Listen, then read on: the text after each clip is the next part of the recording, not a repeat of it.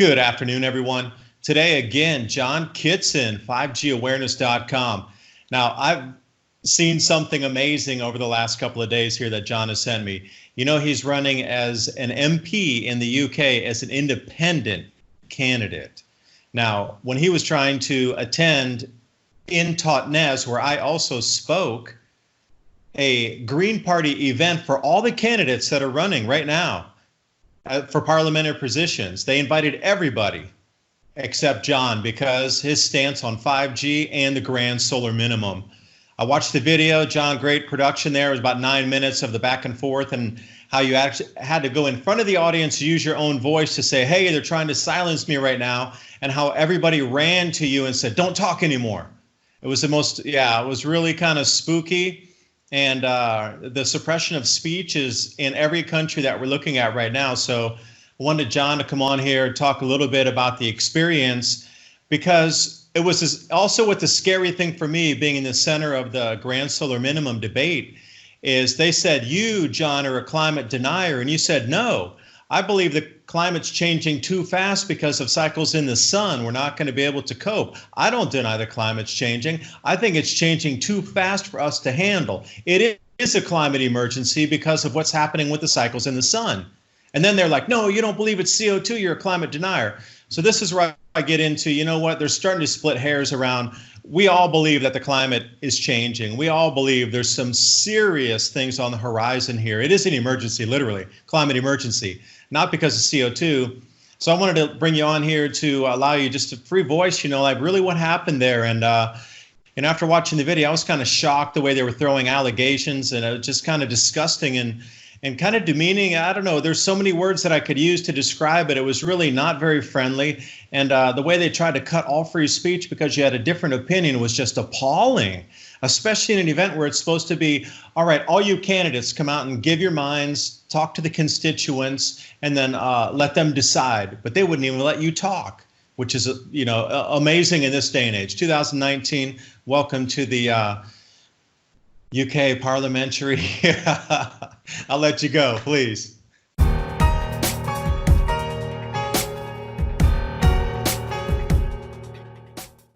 Yeah, thanks, David, for having me on the show again. I really appreciate it. And, the work you're doing is absolutely amazing.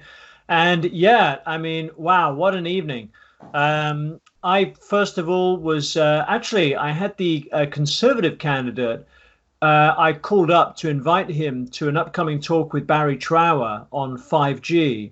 And he actually told me on the phone, oh, look, there's this hustings coming up. It's called How Totnes Greens Should Vote. So Totnes is the area where I'm standing in as an independent MP, independent candidate for the upcoming election. And basically I said, oh, thanks for letting me know about it. I also saw a couple of posters around town. There was a Facebook page. And I noticed that conveniently, they seem to have left my name off the list there. They had the Labour candidate, Louise Weberly, the Liberal Democrat candidate, Sarah Wollaston, and Anthony Mangnall, who was the Conservative Party candidate. And there was little old me left off the list. So I thought, oh, maybe they've made a mistake here. So I'll just go along anyway. I made a video the day before showing that, they'd left me off the list. And I thought, well, if we're going to look at protecting the environment, then 5G is absolutely fundamental, because in the UK here, we're cutting down hundreds of thousands of trees.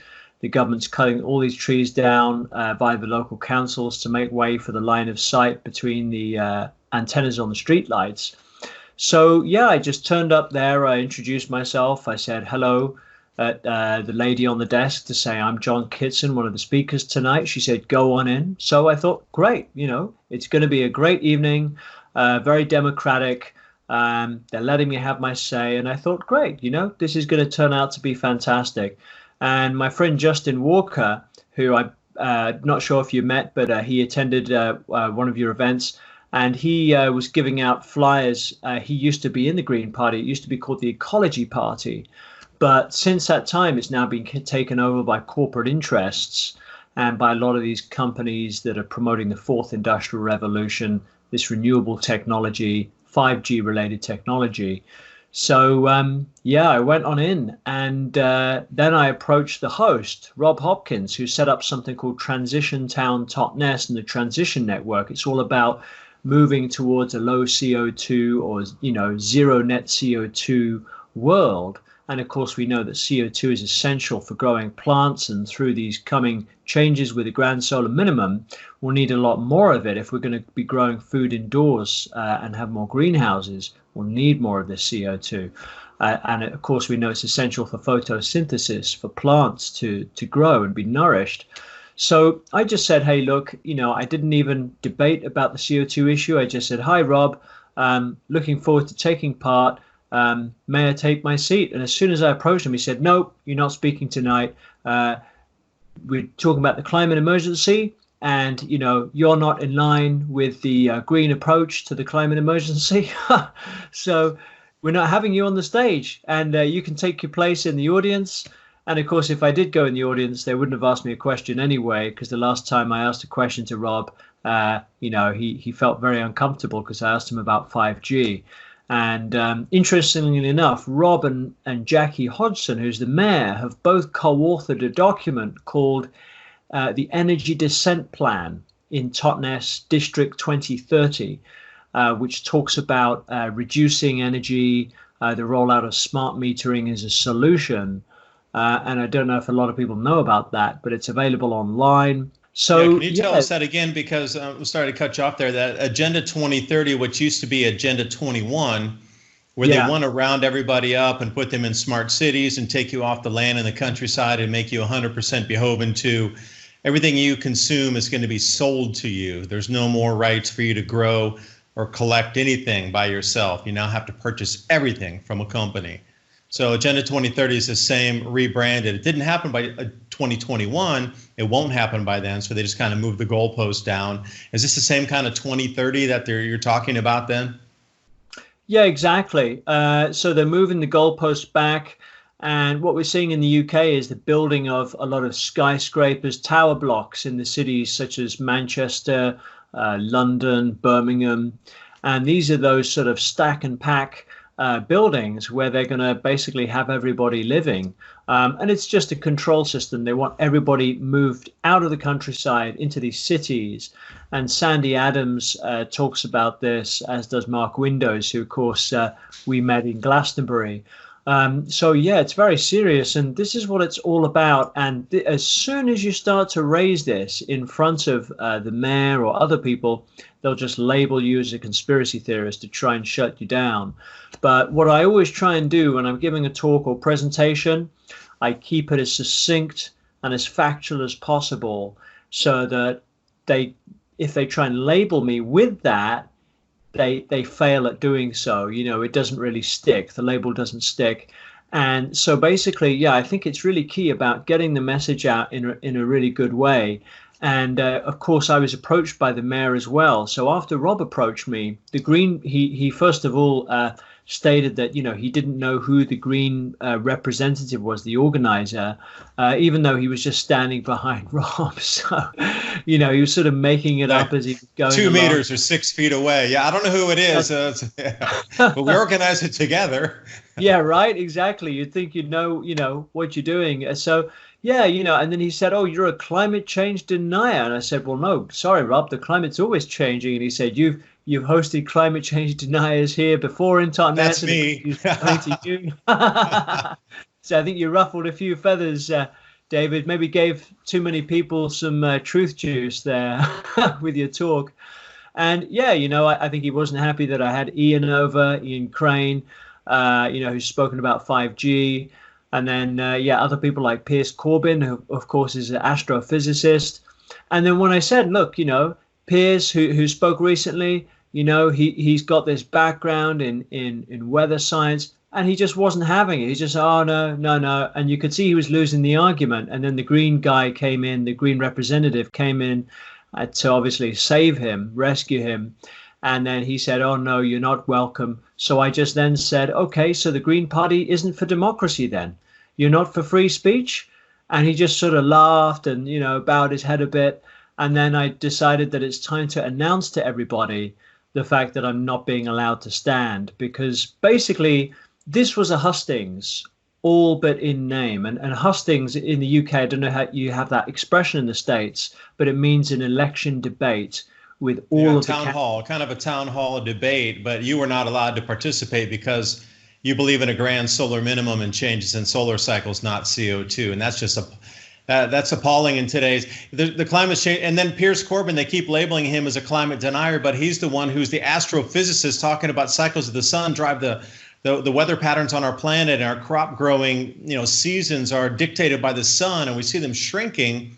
Yet nobody wants to talk about this anymore. It's just, I don't get it. The truth is being lost somewhere in the censorship. Yeah, exactly. This is it. So yeah, they just won't understand. They won't provide facts. They won't provide data. It's very much like, no, this is how it is. It's our way or it's the highway.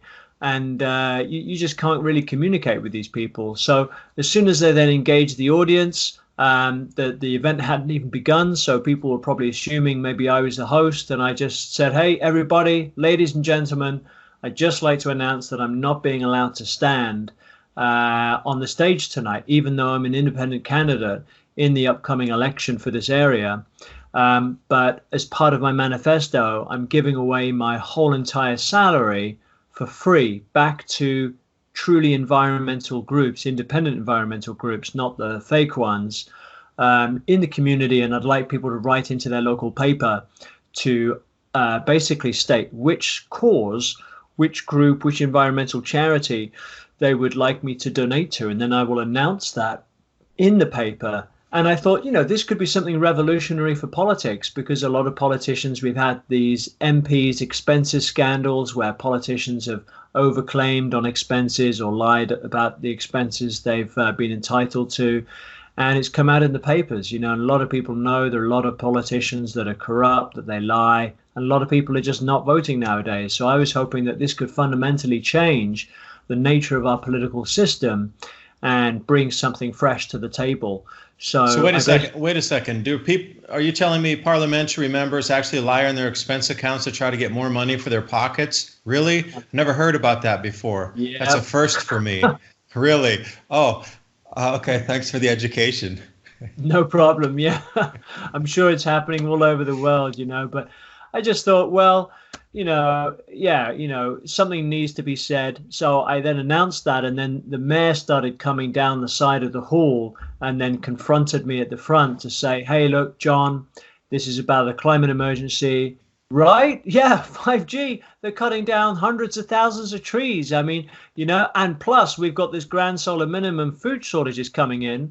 Instead of saying, hey, we're all going to die 2030, dressing up in this sort of satanic gear, doing these ceremonies and then pouring buckets of fake blood, chemical fake blood into the streets, which of course is then going into our water systems, causing more harm. We could be talking solutions, how are we going to grow enough food moving forward, which is what you're doing with your channel, David, which I commend you for. And of course, this is what Extinction Rebellion don't want to hear about, because they're basically just promoting a very dark agenda, a very dark, negative agenda based on fear. And all they care about is their three demands, And then you've got to think, well, where did these demands come from? They came from the founders. And of course, it just goes to show they're not a grassroots organization. So, I just announced what I did to the audience. And then my friend Justin Walker engaged the mayor to say, look, John's paid his deposit. We pay a deposit of £500 to be able to stand as an MP in the general election. We get that back if we get more than 5% of the vote. Basically, Justin just said, John, just go up on stage. And I said, you know what? I think I will. And I took my seat, and they just had to roll with it. Yeah, and I should have seen the gaggles of politicians run after you to try to get you off there and prevent you from getting up there. But it was too late because you'd already gone up, and then 15 feet started moving towards you as soon as he's already getting toward the stage. Oh my gosh, we got to stop. It's like the mayor ran at you as soon as you tried to take the vocal approach. It's like, hey, everybody, they're not going to let me, talk here tonight because of my beliefs in the Grand Solar Minimum and 5G. They don't want me to talk about this. The mayor came running to you, and the other Green Party organizers came running over like, shh, don't talk like that. You can only talk if you're called upon. Like we're back in kindergarten again or something, you know? You've taken away all these free speech rights, and it was something to behold, because, you know, we hear about this in the news and we see it on the news, but then because I know you, and, you know, then to see it firsthand, wow, it was really, it was almost otherworldly as to what they're trying to suppress right now in terms of debate, or even just bringing problems, real problems, to talk about real solutions. Because that's what I'm all about, is the channel. We need to talk about the problem first. That's fine. It's a smidgen. But let's talk about, 95% of the solutions moving forward, so we don't have to come at it from fear. So we know that we can protect our families, our friends, and there are solutions out there, instead of saying, oh, we're just gonna have to wither away. No, we're not. I don't believe that at all. I think if we come together, a Manhattan Project, whatever you might want to term you use, where all humanity comes together for a single purpose, I really believe there's so many ways forward. Tesla energy devices, wireless power, indoor vertical agriculture. There's probably an enormous amount of seeds in different grow zones we could put new types of species in that we just aren't doing now. So for me, it's like a plethora of solutions out there, but nobody wants to talk about it. So let's confront the real problems first. It's not CO2, it's not you, it's the sun. And then we can move from there. Exactly. I completely agree. That's the thing. And, with a democratic debate, we would be much more empowered as a society, to survive through these changes, to cooperate, to come together. But of course, those in power, they don't want this. And the way in which this was set up, the questions that were put to us on the stage there, they were pre-selected questions, so the audience weren't allowed to ask original questions. I attended a previous debate a week earlier in Brixham, which is a nearby town, and the questions were open to the floor. So the audience could ask questions. We answered on a number of different issues, from Brexit to healthcare to all sorts of different things. But this one was all very much focused. And yeah, sure, okay, it was set up by the Green Party. It was focused on the environment. But they weren't talking about, GMOs, pesticides, things like 5G. It was just focused a lot on CO2, how are we going to deal with the climate emergency, with this awful, Brexit that's happened. How are we going to deal with the climate emergency moving forward? What are your targets to getting to net zero CO2? You never can. Can I interject a point there, John? You never can get to zero, because nature is also producing CO2. Rotting logs in forests, termites, bogs. The UK has got a lot more bogs in different places. Wetlands, estuaries, inland lakes, they're all producing CO2. I don't care if every human was taken away from the UK or, areas around there, you would still have CO2 emitting out of there naturally. There's no way to go to zero. It's an impossibility. And this is what I don't understand is, simple science shows that nature also produces CO2 in so many ways that you can't go to zero. So for them to say to try to get to net zero, they're trying to make you a false promise that just it will never come to fruition. Yeah, exactly. That's the thing. It's an anti-life approach. Just saying, look, we've got to get to this net CO2. And one thing I noticed when the mayor approached me, and it's on the video, she said, okay, after the speakers speak, you'll have a chance to speak, because everybody's going to get into groups around tables and then have some discussions. Now, this is something called the Delphi technique, where what happens is that you have facilitators, so people who have been appointed to go to each one of these tables to basically control the narrative among these different groups. So it looks like, okay, you're having these little discussions, you're in these groups, you're meeting new people, and then we're going to come together and share the solutions. These facilitators are controlling the narrative, and anyone who sort of speaks out with a controversial opinion, they're sort of shunned in the group, or they're told, oh no, sorry, this is actually off topic, we're just focusing on this issue. So it's basically to control the direction, so that at the end of those group discussions, they've each come to their different conclusions in these groups, and their conclusions that suit the overall narrative. So this was the proposed plan after the panelists would be asked these fixed pre-arranged questions during the panel discussion, and then afterwards they would have this Delphi technique situation. So nothing democratic about it at all. But luckily, the group discussions didn't end up happening. Two of the candidates had to leave, the Liberal Democrat and the Conservative candidate. So it's just myself and the Labour candidate. But neither of us got asked questions. And in the UK, basically, the Conservative candidate represents the right, the centre right. And then you've got Labour and Liberal Democrats. They're basically on the left.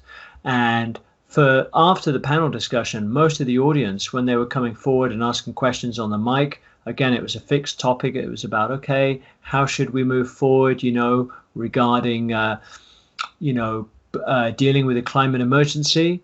And obviously, almost everybody in the room pretty much were either Labour or Lib Dem. So they're very much on the left. And they were basically arguing whether they should have this Lib Dem or Labour candidate, which one they should support to keep the conservative candidate out. Because in this area, traditionally, we've had a conservative majority. So we've constantly got conservative candidates coming in. So, yeah, a lot of the second half was just sort of constant disagreements with people coming up, giving one opinion, no, we should vote for this person. And you just see how disjointed a lot of these movements are that are just pushing this sort of globalist narrative. They're all getting triggered. They never seem to get anything done or come up with any useful solutions to anything.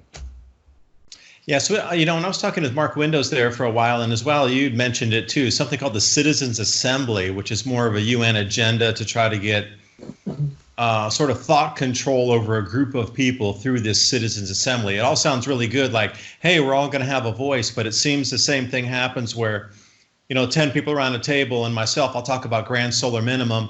They'll say, no, that's off topic in the climate debate. You can only talk about CO2.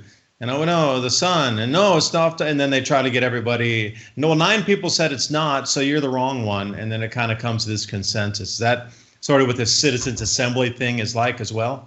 Yeah, the Citizens Assembly, what I understand is that, the Extinction Rebellion, they'll say, okay, we're appointing Extinction Rebellion, yeah, that's where it came from. Yeah, that's right. And it's one of their 3 demands. And they'll say, look, we'll have this panel of experts that'll be, brought in, and it'll be done through something called sortition. And this lady actually explained exactly what it is at the end of the talk. And she approached me and she said, let me just explain what the Citizens Assemblies are about. And she said they're chosen at random. And basically, the Citizens Assemblies are chosen at random, and they're chosen from among the civil service. So the civil service are basically government workers, people in government who are below politicians, they're below councillors, they're just sort of administrators in the government, they're bureaucrats, basically. And these are the people who will be appointing these citizens' assemblies. And they'll be brought in from all different walks of life. You'll have working class, upper class, etc., etc. And you're supposed to just trust that, okay, these people will somehow represent us. But in fact, what's happening is these are basically government appointed individuals. So people who are going to go forward with the government's agenda, and they're putting power in the hands of a few. So it's completely undemocratic. And you'll just see all of these people in the citizens' assemblies will be people who want to push the whole global warming narrative, who don't really want to look into 5G, and will be moving further away from democracy, from our rights, our human rights, and basically totalitarianism. That's what it's all about. And I just often make the point, I say, well, who appoints these citizens' assembly? And when I'm told, they'll be randomly appointed, then I'll say, well, who randomly appoints? What machine? Who's created the machine? Has it been, made or paid for by George Soros? Or, who's behind all of these things? And how is it better than democracy? So that's the point I often take issue at with citizens' assemblies. Yeah, and I'm sure they wouldn't let Piers Corbyn come in as an expert because, you heard that one other person in the low breath there saying, Piers Corbyn, he's a climate denier too, So you're talking about experts being brought in on a subject, John Casey, Dr. Abudza Matov at the Pulkovo Observatory, even down at Northumbria University there, you try to get Valentina Zarkova in there and they'll be like, no, she's a climate denier. and then Piers Corbyn and everybody else in between, if you don't stick to the 100% CO2 narrative and you talk about sun affecting climate patterns and grow seasons on our planet, and that, hey, there's other things like that, that big yellow thing to the left there that's 1.2 million times larger than this little tiny thing here called the Earth. No, it can only be CO2. So again, what kind of experts can they draw on? Because I'll give you 4 experts, but I'm sure all those 4 I just cited would be considered, oh no, they're not expert witness testimony or something. They'd throw some kind of caveat in there as to why their ideas are not valid in the Citizens Assembly because they're not expert enough for some reason. This is it. Yeah, exactly. You won't get the people who are speaking the truth allowed into these things. And what it's all about, you've got a monopoly. I mean, you've also got a group called Extinction Rebellion Business, who are made up of corporations, people, representatives of investment trusts, banks. Why does it surprise us? I mean, when you have Extinction Rebellion activists, I'm sorry, it's true. But when you've got all these activists getting paid £400 a week, I mean, where is this money coming from? You really have to question this. And what we need is more people stepping out, getting comfortable with being uncomfortable, and challenging the narrative. This is so important because so many of us are just glued to our TV sets. I mean, if in the UK, if you run as an independent MP, it's £500 to run, but you can get to leaflet for free tens of thousands of addresses in your area. So I put together this little leaflet, and I'll post that here. I'll put it up on the screen so everybody can read it and take a look at what you've talked about, like giving your part of your salary away minus living expenses to actual true causes. Because I love to clean up plastics in a river. Because in Totnes, that's such a beautiful place there. I mean, wow, really stunning. If you ever have a chance to visit UK, Totnes is top. I mean, really incredibly beautiful. We went up to the moors that day. We ran around up there, but it is, to see any of that destroyed and polluted would, wow, it'd be heartbreaking because it's so pristine and so really incredibly beautiful there. So for me to put money in to say, hey, clean up the river to get the plastics out of there, I'm all for that. But they're all on some weird agenda where you're trying to, I don't know, glue yourself to a train or stop CO2 somehow, which it's not going to affect anything. But picking plastics out of the river, that really does make a difference. Yeah, I mean, this is the thing, right? I mean, I tell these activists, why don't you grow more trees? Why don't you go and clean up beaches? You're just about spreading fear. And also, I read an article the other day that Extinction Rebellion went into restaurants, I think it was in London, and just like spread fear. Oh, I would have been completely upset at that. That's my health. Yeah, right. Right. I mean, these people just have no ethics, no standards. It's just, it's crazy. And yeah, I mean, it's just very fear-based, and it just surprises me how so many people are just fooled by this or drawn into it.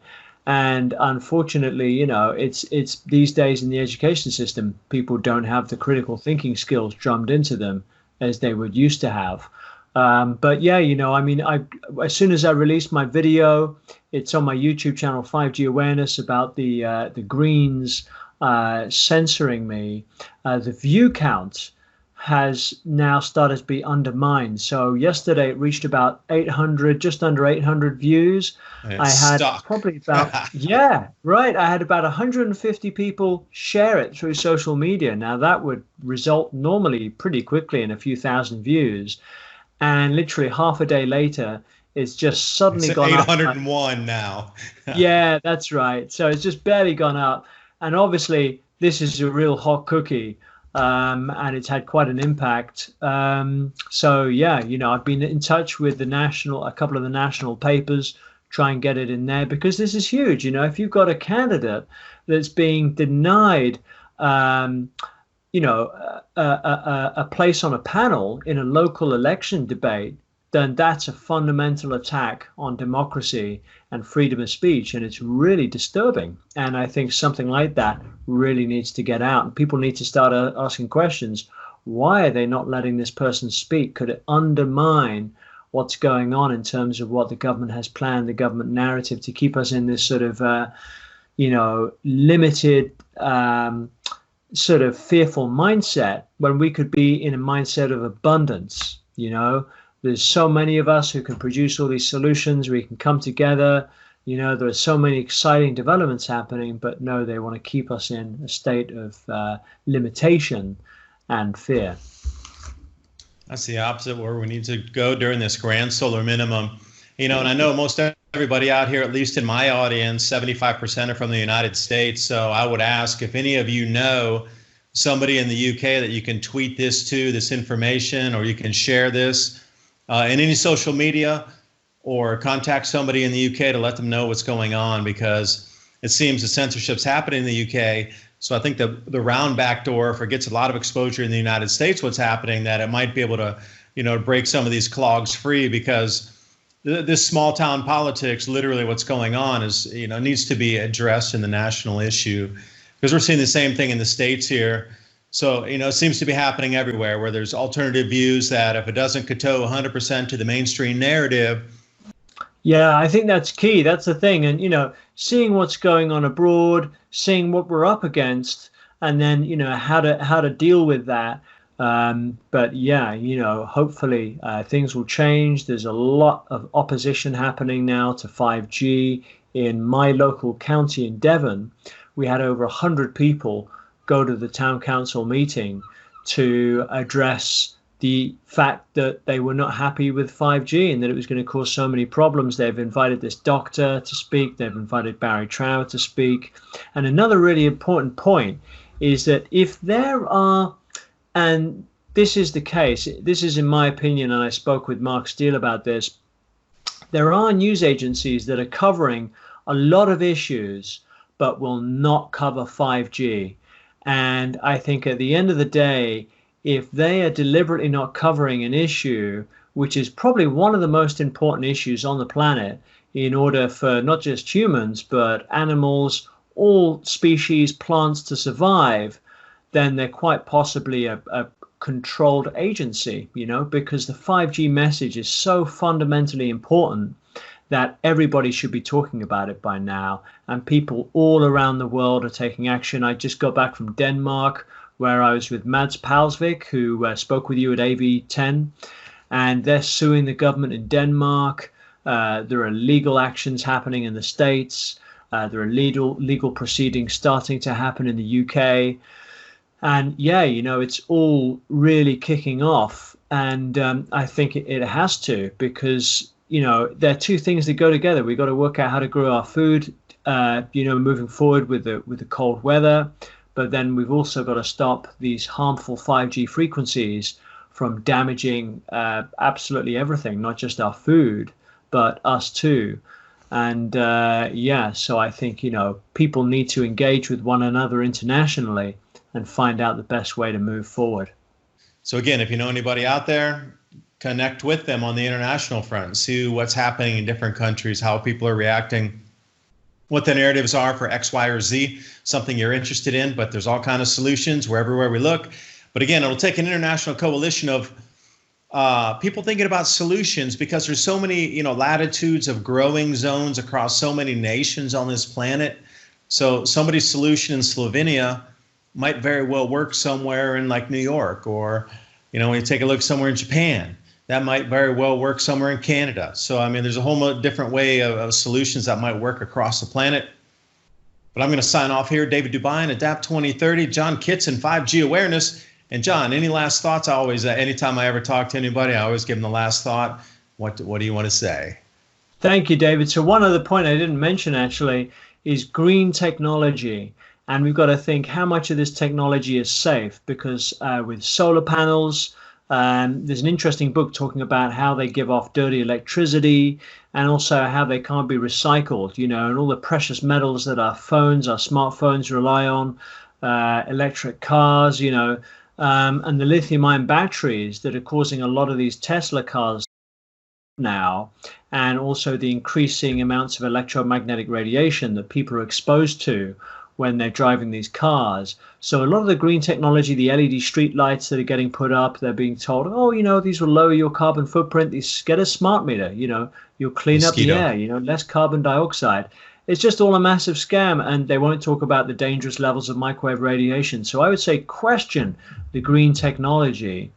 And, you know, those people who are talking about, okay, let's have cleaner water, let's have cleaner air, let's grow more trees, who are truly investing, you know, buying their own land, like our friend John Hickman, who runs Primitive Skills, YouTube, people who are really trying to nourish the land and grow more food. Yeah, you know, let's engage with those people. But we've got to really differentiate from the corporate fake greens and the real greens who really want to protect the planet. Yeah, thanks for having me on, David. It was a pleasure.